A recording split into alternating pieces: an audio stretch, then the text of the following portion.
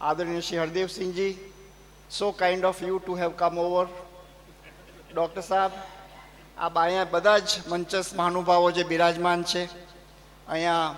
બહેનો, માતાઓ, વડીલો, વિદ્યાર્થીઓ, નવા વર્ષના પ્રારંભમાં જ્યારે સ્નેહ મિલન સામાન્ય રીતે યોજવામાં આવતો હોય છે, પરંતુ હરબમજીરાજ ગરાસિયા છાત્રાલય ભૂતપૂર્વ વિદ્યાર્થી મંડળમાં આપણે જેનો 2 ઓબ્જેક્ટિવ્સ અને 2 ધ્યેય છે કે મા સરસ્વતીના સાધકનું સન્માન, જે આપણા તેજસ્વી વિદ્યાર્થીઓ છે એનું સન્માન કરવું, અને આપણા ભૂતપૂર્વ વિદ્યાર્થીઓનું મિલન, આ બંને વસ્તુઓનો સમન્વય કરીને આપણે વર્ષના અંતિમ ચરણની અંદર જ્યારે આ સમારોહનું આયોજન કરતા હોય છે, ત્યારે એ ગતિશીલતા, એ પ્રગતિ સાથેની એ પરિવર્તનની દિશાના શ્રી ગણેશાય થતા હોય છે. અહીંયા માનું ભાવો જ્યારે બિરાજમાન છે, ત્યારે મને કહેવાનું મન થાય કે જે રીતે તબક્કાવાર હરબમજીરાજ ગરાસિયા છાત્રાલયમાં પ્રગતિ થતી જાય છે, આપણે નવા બિલ્ડિંગ્સનું નિર્માણ કરતા જઈએ છીએ, નવા ફ્લોર્સ આપણને મળતા રહે છે, વિદ્યાર્થીઓની સંખ્યા આપણને વધતી રહે છે, લાઇબ્રેરીઝનો એરિયા આપણે વધારતા રહીએ છીએ, અને હમણાં હરિશ્ચંદ્રસિંહજીની મહેનતથી આપણે જે જૂની દુકાનો છે એને પણ લેવાનો પ્રયત્ન આપણે ચાલુ રાખ્યો છે. આ બધી જ વસ્તુઓની અંદર આપણું ધ્યેય એ માત્ર શિક્ષણ છે. આજે દીકરાઓ ગામડાઓમાંથી આવીને અહીંયા બિરાજીને અને રાજકોટ જે સૌરાષ્ટ્રનું પાટનગર છે કે જેની અંદર આપણે સ્કૂલ્સ અને કોલેજીસનો રાફડો ફાટી નીકળ્યો છે, એની અંદર જ્યારે અહીંયા આવીને શિક્ષણનું જ્યારે આવિષ્કરણ કરે છે, ત્યારે આપણા સમાજ માટે એક બહુ મોટા સંતોષની વાત હોય છે. શૈક્ષણિક કારકિર્દીનું નિર્માણ કરતા વિદ્યાર્થીઓ, એનું સન્માન ભૂતપૂર્વ વિદ્યાર્થીઓના સાનિધ્યની અંદર થાય. અને આજે પ્રવીણસિંહજી મુસાહિબ જ્યારે અહીંયા બિરાજમાન હતા, ત્યારે એને બધાને આવકાર આપીને, દરેક વિદ્યાર્થીઓને સમજીને, અને કોઈ પણ નાની મોટી ઉણપ વિદ્યાર્થીમાં હોય તો એને સુધારીને પણ એને આગળ એને વધારવા માટેની જે સંકલ્પના હતી, એ દ્રષ્ટિકોણને, એ વિચારધારાને આગળ વધારવા માટે ભૂતપૂર્વ વિદ્યાર્થીઓ દર વર્ષે આ પ્રકારનું જ્યારે મિલન કરતા હોય છે, ત્યારે આપણે વર્તમાન વિદ્યાર્થીઓનો આપણે સન્માનનો પણ કાર્યક્રમ સાથે સાથે રાખતા હોય છે. મને દેવનસિંહજીએ જ્યારે વાત કરી કે આ વખતે જ્યારે આપણે ક્લાસીસની અંદર પણ આપણી જે સંખ્યા વધે છે, અને જુદા જુદા પ્રકારના ક્લાસીસ કરીને આપણે દીકરીઓ પણ અહીંયા એટલા જ સંમલિત થાય, સમાવિષ્ટ થાય, એનો પણ આપણે લગાતાર પ્રયત્ન જે આપણો જે હોય છે, એની અંદર દેવનસિંહજીભાઈ, હું આપને એક પૂછવા માગું છું કે આપણે કયા કયા પ્રકારના ક્લાસીસ અત્યારના શરૂ થઈ ગયા છે, કયા કયા પ્રકારના ક્લાસીસ આપણે હવે થવામાં છે, એમાં આપણા દીકરીઓ અને બહેનો જે બધા પધારે છે એને પણ કંઈ મુશ્કેલી નથી પડતી, એ પણ મને સાથે સાથે મારા વક્તવ્ય પછી હું આપની પાસેથી જાણવા માગીશ. એમાં પણ આપણે કયા પ્રકારનો સુધારો કરી શકીએ એનો પણ આપણે નિર્ણય લેવો છે. અને હવે જ્યારે આપણે દાતાઓ આપણને મળતા જાય છે અને આપણે વિવિધ પ્રકારની આપણે વિકાસશીલ થઈને આપણે અહીંયા બધું આપણે આરંભ કરતા જઈએ છીએ, ત્યારે અહીંયા મહાનુભાવો જે બિરાજમાન છે એના પણ મને અત્યારના એના સજેશન્સ, એમને કયા પ્રકારના નૂતન વિચારો છે એને અમલ કરવા માટેનું એ એક મારું એક કર્તવ્ય છે. આપ અહીંયા જ્યારે જુનાગઢ બિરાજો છો, આપણે ધાલ સાહેબ જ્યારે ત્યાં ગાંધીનગર છે, આપ ગાંધીનગર બિરાજો છો, આપના પણ વિચારો જાણવા મારે અતિ આવશ્યક છે, કેમ કે આપ આ સમાજને એક નવી દિશા આપવા માટે આપના વિચારોને હું સંકલિત કરવા હું તત્પર છું. અત્યારના એક એવું આયોજન પણ આપણે વિચારી શકીએ, જે અત્યારના બધા ટ્રસ્ટીઓ અને ભૂતપૂર્વ વિદ્યાર્થીઓનું મિલન છે, ત્યારે હું એક વિચાર આપના સમક્ષ એક વહેતો મૂકવા માગું છું. અને જ્યારે આપણે એક કલ્પના કરી કે ભાઈ આ ઓડિટોરિયમની અંદર આપણે ક્લાસીસ ચાલુ કરીએ ત્યારે એ આપણા માટે એક નૂતન વિચાર હતો. આપણે એ જ્યારે વિચાર અમલમાં મૂક્યો ત્યારે ટ્રસ્ટીઓ વિચારતા હતા કે ભાઈ અહીંયા ઓડિટોરિયમમાં આપણે આ ક્લાસીસ શરૂ કરવા કે નહીં, આને આપણે શું ઇમ્પેક્ટ આવશે, આ આપણે કરવાથી કેટલો સમાજને ફાયદો થશે. પણ એક પહેલ કરવાથી એમ કહેવાય છે કે success means taking small steps at a time. આપને એક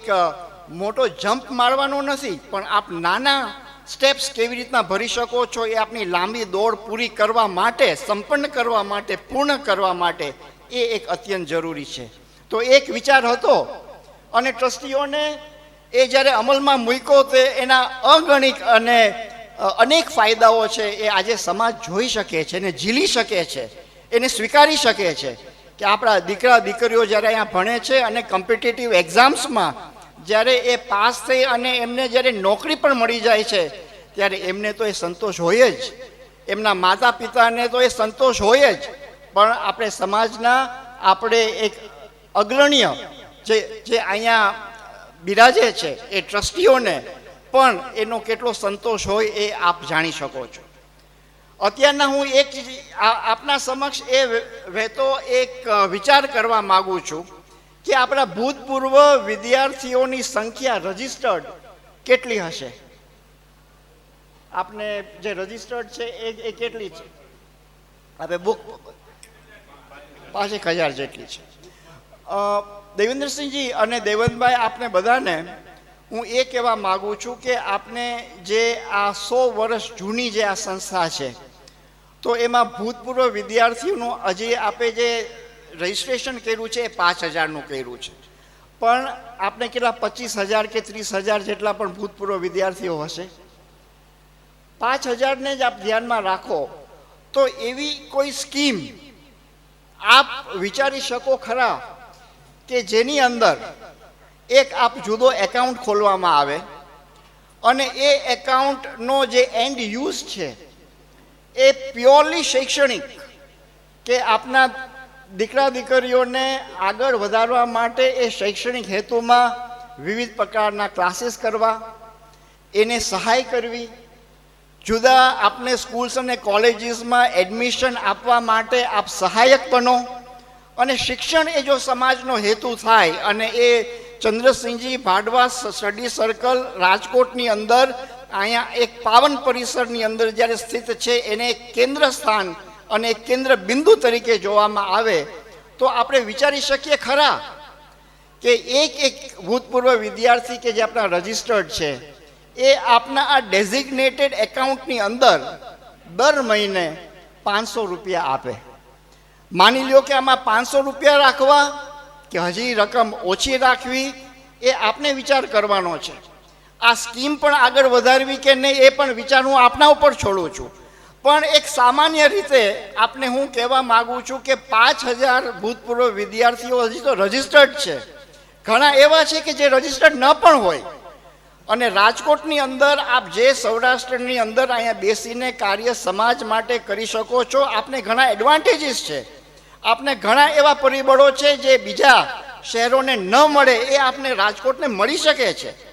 તો એ રીતે એ 5,000 વ્યક્તિઓ છે એ ડેઝિગ્નેટેડ એકાઉન્ટની અંદર દર મહિને માની લો કે 500 રૂપિયા આપને રીતના કરે તો આપને એ 25 લાખનું ફંડ દર મહિને આપની પાસે જે આવે છે અને એ સંપૂર્ણ એ રીતે એની એક કમિટી બનવામાં આવે જેમાં ભૂતપૂર્વ વિદ્યાર્થીઓ પણ એનું પ્રતિનિધિત્વ કરે, ટ્રસ્ટીઝ પણ હોય અને પ્યોરલી આનો એન્ડ યુઝ છે એ સમાજના શૈક્ષણિક ક્ષેત્રને વધારે સુદૃઢ કરવા માટે જ વાપરવામાં આવે. એ પ્રકારનો વિચાર આજના આ પવિત્ર સ્નેહ મિલનની અંદર હું વહેતો મૂકું છું. દેવનભાઈ, આપને અને આપણા મંચસ્થ મહાનુભાવો છે એનું હું એના સજેશન્સ લેવા માગું છું. અત્યારે આપણે કેટલા ક્લાસીસ છે, ક્લાસીસની અંદર આપણે કેટલા દીકરા દીકરીઓ પધારે છે, આપણા દીકરીઓને બહેનો માટે બીજો કોઈ આપણે ફેસિલિટીઝ આપણે કરવાની જરૂર રહે છે કે નહીં, કે એમના પાસેથી આપણા સૂચનો આવ્યા એ હું જાણવા માગું છું. અને આ વર્ષ દરમિયાન આપણે કયા પ્રકારના ક્લાસીસ છે, અને હું અહીંયા મંચસ્થ મહાનુભાવોના પણ એ પ્રકારે વિચારો જાણવા માગીશ કે આપણે જે પ્રકારના ક્લાસીસ કરીએ છીએ એનાથી વધારે સારી રીતના આપણે કઈ રીતના કરી શકીએ, એ પણ મારા વક્તવ્ય પછી હું આપને વિનંતી કરીશ. બધા જ ટ્રસ્ટીગણ, આપ મંચસ્થ મહેમાનો, મહાનુભાવો, આપ સમય કાઢીને આપ અહીંયા પધાર્યા છો. આપ સમય કાઢીને અમારા વર્તમાન વિદ્યાર્થીઓ અને જે વિદ્યાર્થીઓનું સન્માન થયું છે એને પ્રોત્સાહિત કરવા માટે આપ પધાર્યા છો. અને બહેનો માતાઓ તો હર વખતે અહીંયા આ પ્રસંગમાં બિરાજીને અમને પ્રેરિત કરતા હોય છે, અમને પ્રેરણા આપતા હોય છે. અને આપના માટે અમે વધારેમાં વધારે હજી કાર્ય કરી શકીએ એના માટેનો સૂચનો હું મારા ટ્રસ્ટીગણ પાસેથી, કોઈ પણ અહીંયા બિરાજમાન છે એને કોઈને અમને સજેશન્સ દેવા હોય, અને અહીંયા જે આપણે બારગામથી ગાંધીનગરથી પણ આપણા બધા અધિકારીઓ પધાર્યા છે એને બધાને પણ હું આમંત્રિત કરું છું આ મંચ ઉપર કે આપ અમને વિચારો આપો કે જે વિચારોને આ કેન્દ્ર બિંદુ સ્વરૂપ શૈક્ષણિક વિકાસના કાર્યમાં હરભમજીરાજ ગરાસિયા છાત્રાલય એ વધારે સારું કાર્ય કરી શકે. અને મા આશાપુરાના ચરણોમાં પ્રાર્થના કરીને કે આપણા સમાજના દરેક સભ્યોના આશાઓ પરિપૂર્ણ થાય, એ મારો ભાવ આપની સમક્ષ પ્રગટ કરીને મારી વાણીને વિરામ આપું છું. જય માતાજી.